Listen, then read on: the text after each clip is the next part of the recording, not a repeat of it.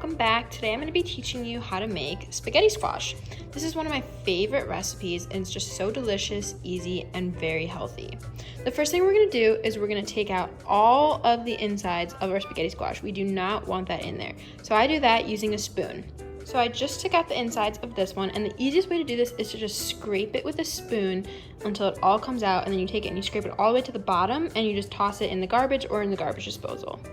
Now I'm going to do the other one. Now that both my spaghetti squashes are cored, I'm going to take this mixture that I have right here. In this bowl, I have about a tablespoon of olive oil, just a dash of salt, about half a teaspoon of pepper, half a teaspoon of garlic powder, half a teaspoon of oregano, and half a teaspoon of chili flakes. You could leave out the chili flakes if you don't want this to be spicy at all, but I'm gonna take this and just spread it all over my spaghetti squash. I'm gonna do both and then show you what it looks like. So I've seasoned both my spaghetti squash. So I'm gonna take it, I'm gonna put it face down on a foil-lined baking sheet. And now we're gonna put these in the oven at about 375, and we're gonna cook them, depending on your oven, for about 45 minutes to an hour. We will check on it about every 30 minutes just to see how it's doing.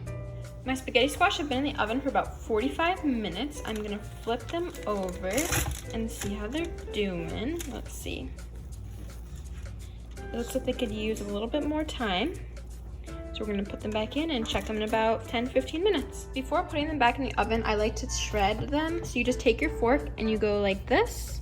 It's really hard to do with one hand, but you just keep going and you pull it towards the center until it all comes off the sides. And then I'm gonna stick it back in the oven. I just took my spaghetti squash out of the oven. They were in there for a total of about an hour and 15 minutes on 350 degrees.